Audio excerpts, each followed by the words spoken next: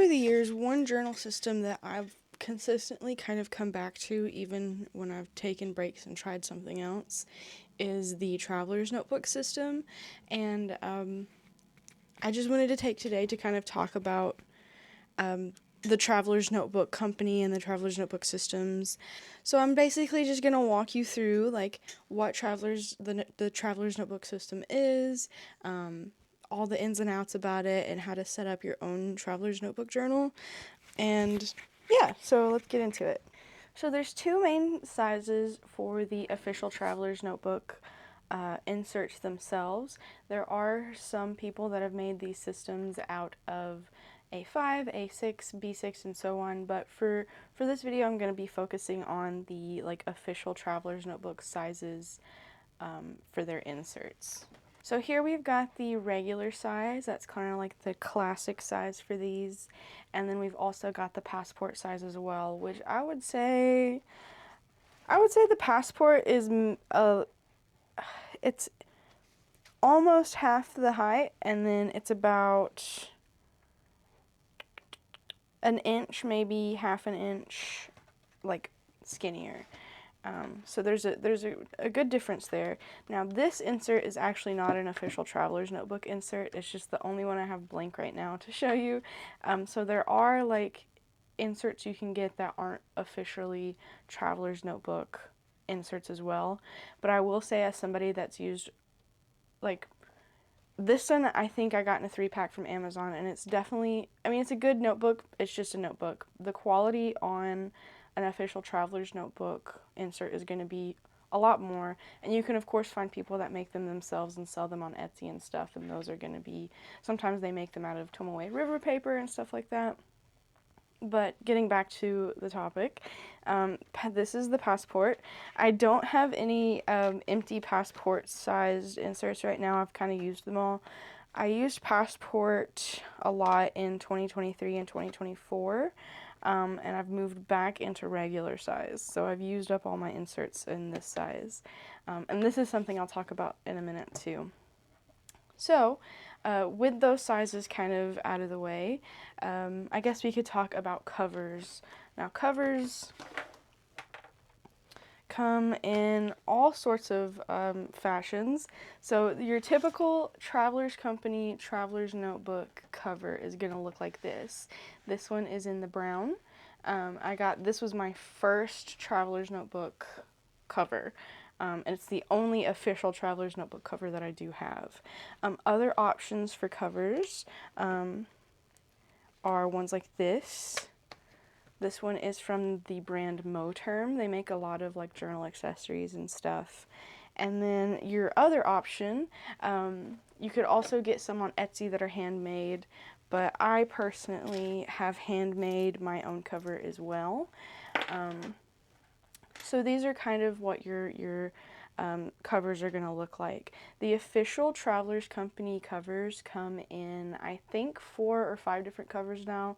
This brown, they've also got black, olive, and blue, and there's some special edition ones as well. I know there's a red one. So just they have a special edition, like limited edition runs of some things, so you could also keep an eye out for that. Moterm, I don't know what colors they have currently because I got this one a couple years ago. But the similarities in these two are pretty much, for the most part, identical. Of course, the leather feels pretty similar. And the inside of these inserts is just going to be a plain leather cut. And you'll have your holes here and down here for your elastic, and then the elastic in the middle that holds it all together. Just to show you, this one is dinged up. I've had this one for several years, but it just means it's well loved. So this one will have the stamp here for Traveler's Notebook. I did put a little clear pocket on top of that. There was this patch here at one point, so this cover has been well loved for sure.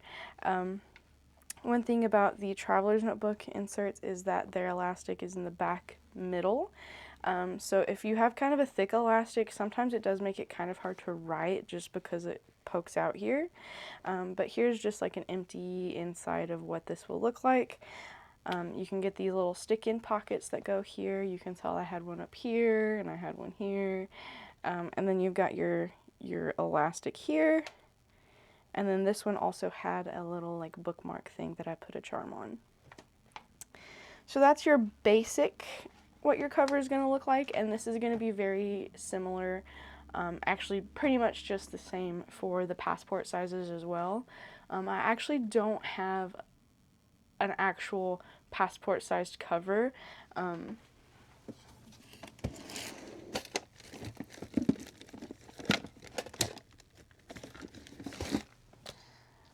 The cover I use for my passport inserts is actually this, I think it's actually a passport holder. If it's not a passport holder, it's for like a field notes book. And I just put the holes in it with the elastic myself. And this is where if I do carry a passport sized book on like a trip or something, I'll put it in here. I actually do have where I keep a little log of stuff in here, my little insert. And yeah, so that's essentially the same. This one is a little different just because it has pockets. I got this one off of Etsy. So that's another thing that I'll talk about is that if you get handmade or custom made covers, you can get things like built-in pockets and stuff like that. And that's actually what I'm going to talk about with my own that I made as well. This one is actually one of the first covers I really made with actual leather working material, and as you can see, I've got it super chunky right now. There's a lot of stuff in here, and I actually put 2 strands of elastic in here just so I had a little more wiggle room to work with. And I've got some charms here, and I've just taped a patch here, but I did have something stuck here beforehand, so it getting scratched up and dinged up and kind of fucked up is kind of part of the charm here. And I do have this little antler deer skull on my elastic. Now, when I was making my own cover, one thing that was really important to me is that it was a trifold. Even though you can't really tell right now because mine is so chunky, I do still like that it comes over, just because one of the issues that I had with the official traveler's notebook covers is that there is nothing on the side here. So when your books do get a little chunky, things tend to kind of like poke out on the side here a little bit, and that was a little frustrating for me, and it's actually why I stopped using travelers for a time, just because it was getting kind of annoying with everything poking out and everything kind of uneven. So when I came back to Travelers, I decided that I would make my own cover how I wanted it, and that's exactly what I did. So I've kind of showed this one before, but I'll give another quick tour now that I've been in it for a little while. I do have this pin loop here. This is my fold. And then in the front here, I've got a pocket here. Oops, sorry. I've got a pocket here, and then a small pocket here where I keep my monthly calendar. And then this is my sticker book. So I'll talk about the different types of inserts in a moment too, but there's so many inserts that you can choose from. This is my pocket with my cards. I've got my regular journal here. And then I've got the other side of that pocket where I keep some stickers. This is my weekly planner here. And I've got a pocket stuck here where I can keep a ruler. And this I actually got for Christmas. This is a canvas pocket. This one isn't one of the official Travelers Company canvas pockets. I think this one's actually just from Amazon, but it's still really nice and I like it a lot. And then this is my craft pocket where I keep some extra things here, and then just a random notes thing here as well. Insert, and then I've got some more things in this back pocket. And then this is actually for my dog grooming school that I'm currently going through. And I don't have this one in an elastic just for easy access. And then another pocket back here. So in this book alone, I have 4 regular inserts, not including the pockets, and 2 passport inserts as well. So I made sure I could really fit a bunch in here. And that's exactly what I did. So that is kind of like your basic overview of your inserts and your covers and how your options there, how your options there are looking. When you're done with an insert, there's a couple ways that you can archive them. One of the ways is with these archival binders, which I only have 2 of so far, but I do really like them, so I will be getting more. I've actually had to hold this one together with a different elastic too, just because my books end up super chunky. But to kind of give you an overview of what these look like, is there's these metal things on either end, and they have little bars is the only way I can like describe it. I'm trying to find where I have those at in the books. This one's probably easiest. Yeah, so they look like this, and they just go and they insert in the ends of this through the middle of your book, and then it holds it in there for you. And this one holds 3 chunky inserts, and then this one that I've just stuck in here that I ended up not finishing. But those are really cool. I've stuck stickers all over mine. This one is just from 2022. I do have a video where I go through some of my older books as well. If you guys would like to see that video, I'll link that. And then pretty much the same thing for my travel, most of these are travel notebooks. Also, I'm sorry if you hear my dog. Zeus is being really loud today. But this is what the passport ones look like. Essentially just the same. It's just passport size. And then see, there's that metal bar again. And let's see if I can give you a better view. They just kind of poke right into the ends there. Another way you could archive them is just by putting them in boxes, which I do both. I've got a bunch of them just in boxes, but I've also got these in boxes. So it's really up to you the way you like to keep things. So I figured one thing that I could do is kind of show you guys how I set up my books. I did make this cover as well. And I thought for fun, I would just kind of transfer some of my inserts from this one into this one. I have been wanting to like switch covers just for like a month or so. So I'll walk you guys through how to set up your inserts in a book. Okay, so I'm going to set it up kind of similarly to this one so you can kind of see the process of it. And I'm going to show you guys a couple different ways to add your inserts, including a way to add multiple inserts to the same elastic in the middle here. So just for the first one, so I've got this clear folder here, and then I'm going to take my insert and open it up to the middle where the staples are here, and just lay that right on top of there, so that's on either side. And then I'm just going to poke that through this first elastic here until it reaches the middle. And then there you are, you've got your first insert added into your book. And then now for this one, I'm going to put my planner and my notes on this same elastic here. And the way to do that is you open your first insert to the middle again. This one's threaded instead of stapled, but it is still the middle. And then you have this extra elastic here. And then you'll just take that and put that around your book. And then I have my notes book, my notes insert here in between, just like we did the first one, but around this craft insert. So I just laid that in the middle, opened it to the center, and then you'll take this other side of the elastic that you put through your first insert and then put that around your second insert as well. And then you can kind of pull those, and then you can see that they're connected here like this. And what I am also going to do is slide this insert around as well. I can just thread that through the middle here where I have them attached. And then that's around my weekly planner as well. And then so now this, the front of your second insert and the back of your first insert is now the middle of this amalgamation. And then so with this, you'll do the same exact thing that you did with the first insert. You'll just thread that through that second elastic, and then you've got 2 inserts around the same elastic in your cover. So there's my 3 books there. And it really is just that simple. If you wanted to add a 4th insert, you would just do the same thing here. Put that around this one and just thread it through the elastic just like we did these 2.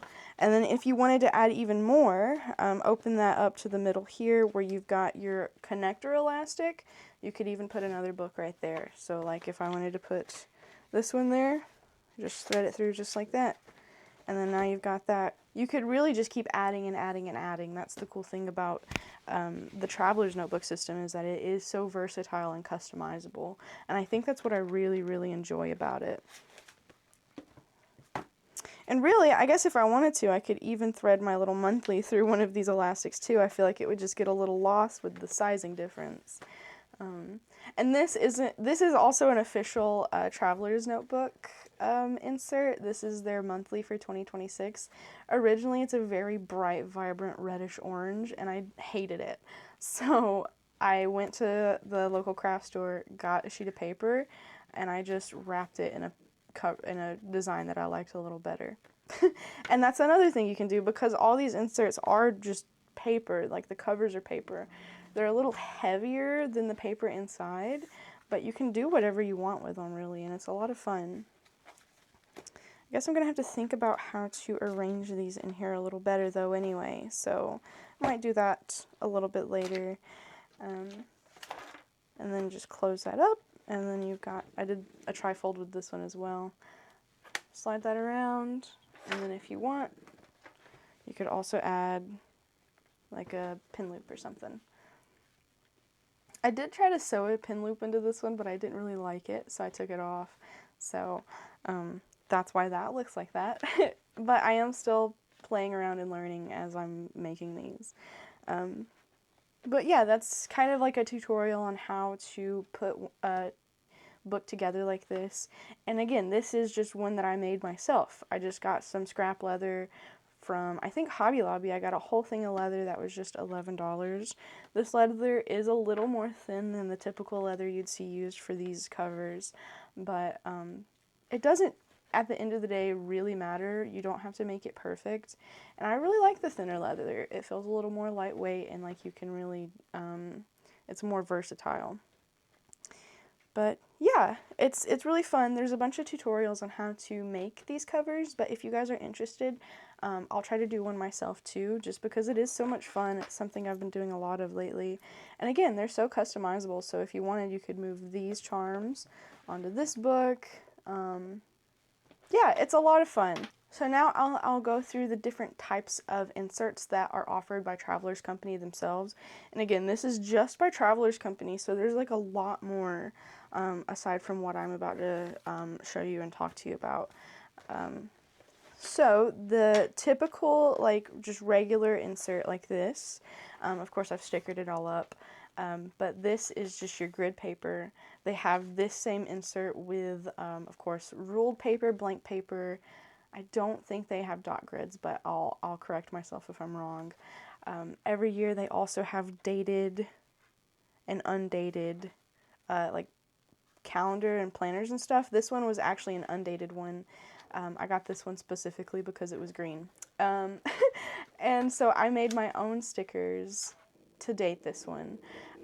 But to give you an example of a dated one, it's of course my little monthly here. And they have these in both sizes as well. They have vertical weekly planners and then horizontal weekly planners as well, along with monthly planners. And they have, I'll put up a picture kind of going through different ones.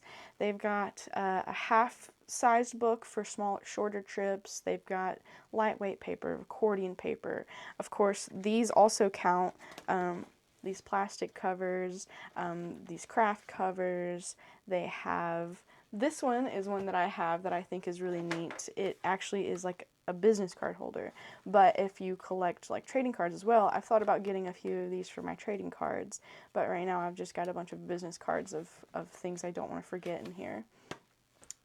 They have so many different options. It's really cool. So I'll put up, they have like a